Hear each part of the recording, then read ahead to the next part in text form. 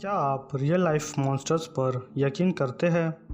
यदि नहीं तो हमारी आज की ये वीडियो देखने के बाद शायद आप भी मॉन्स्टर्स पर यकीन करना शुरू कर दें।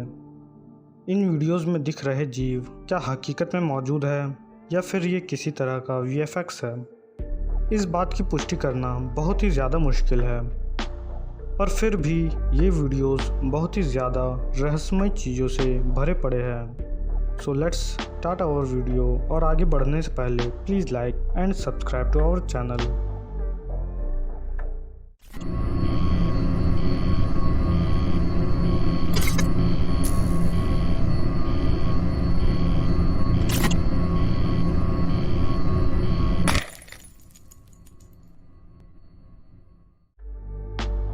हमारी पहली वीडियो क्वींसलैंड कोस्ट की है। इस वीडियो फुटेज की पहली झलक देखने के बाद शायद आपको लगे कि यह फुटेज किसी खूबसूरत से बारिश के मौसम का होगा, पर ऐसा बिल्कुल भी नहीं है। कुछ ही पल बाद आप यह एहसास करेंगे कि कोई काली सी परछाई समुद्र के पास खड़ी दिखाई दे रही है। कई लोगों का ये भी मानना है कि इस वीडियो फुटेज में दिख रही काली सी परछाई कई मीटर ऊंची हो सकती है, जिस कारण कई लोग इस परछाई को एक सी मॉन्स्टर भी मानते हैं।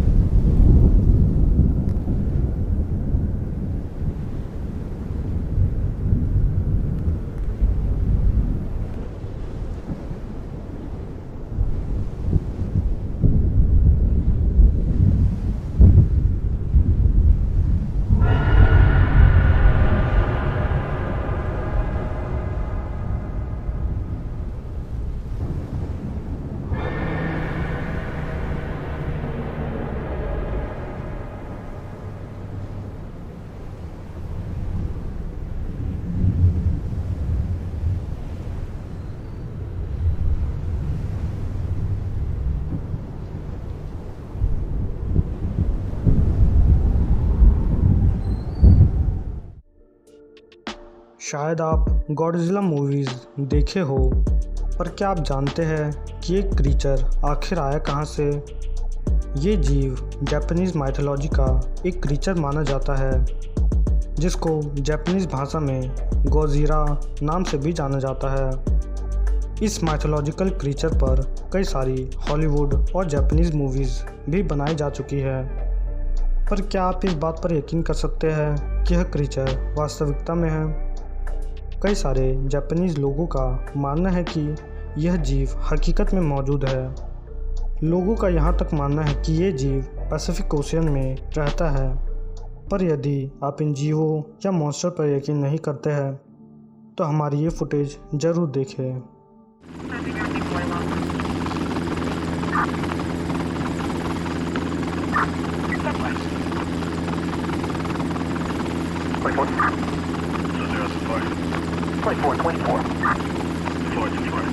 Well, I need 2420 on location. If you can bring a car. 2420.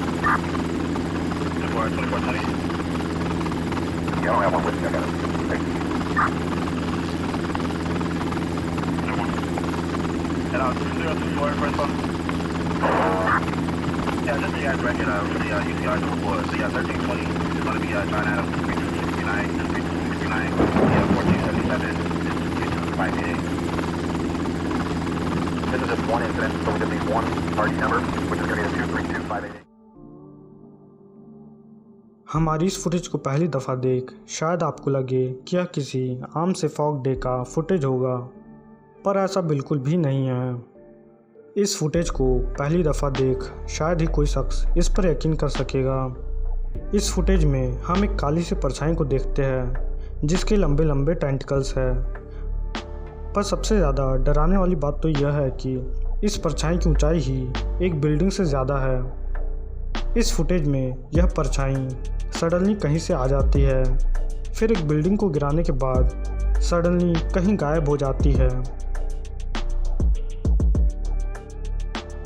हो सकता है कि इस फुटेज को देखने के बाद शायद आपको लगे कि ये वही कैथलू मॉन्स्टर है, पर नहीं, ये मॉन्स्टर कैथलू नहीं है, बल्कि कैथलू मॉन्स्टर का बेटा ज़ोथुमांग है। हाँ, आपने सही सुना। कैथलू का एक बेटा भी है जिसका जिक्र आपको नॉर्स माइथोलॉजी की कहानियों में मिल सकता है। ये जीव समुद्र और ज़मीन दोनों जगह ट्रैवल कर सकता है, पर फिर भी ये कैथलू से कमज़ोर ही माना जाता है। कई सारी पौराणिक कहानियों और गाथाओं में समुद्र में मौजूद विशालकाय जीवों का जिक्र मिलता है। भले ही वह नॉर्स माइथोलॉजी हो, जापानीज़ माइथोलॉजी हो या इंडियन माइथोलॉजी, इन जीवों के बारे में दुनिया भर की सभ्यताओं में जिक्र मिलता है। पर क्या आपने कभी हकीकत में इन जीवों को देखा है? यदि नहीं, तो हमारी अगली फुटेज शायद आपके रोंगटे खड़े कर दे। हमारी ये फुटेज मैक्सिको के क्लूमी गुमास नामक जगह की है। इस फुटेज में हम एक सी सर्पेंट को देख सकते हैं जिसका जिक्र कई सारी पौराणिक गाथाओं में भी मिलता है, और यहाँ तक कि इस जीव का जिक्र इंडियन माइथोलॉजी में भी मिलता है।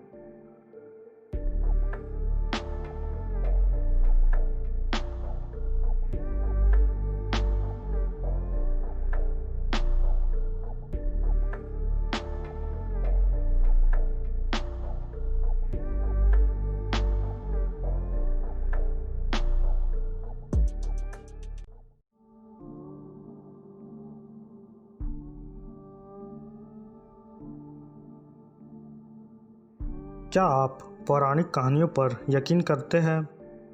यदि नहीं, तो हमारी अगली फुटेज में दिख रहा ये जीव हो सकता है कि शायद आपको इन कहानियों पर यकीन करने में मजबूर कर दे। हमारी ये फुटेज मायामी हरिकेन की है, जिसके बारे में कई लोगों का मानना है कि ये हरिकेन कोई प्राकृतिक हरिकेन नहीं था, बल्कि यह हरिकेन एक ओल्ड नॉर्स माइथोलॉजी के देवता कैथलू का काम था।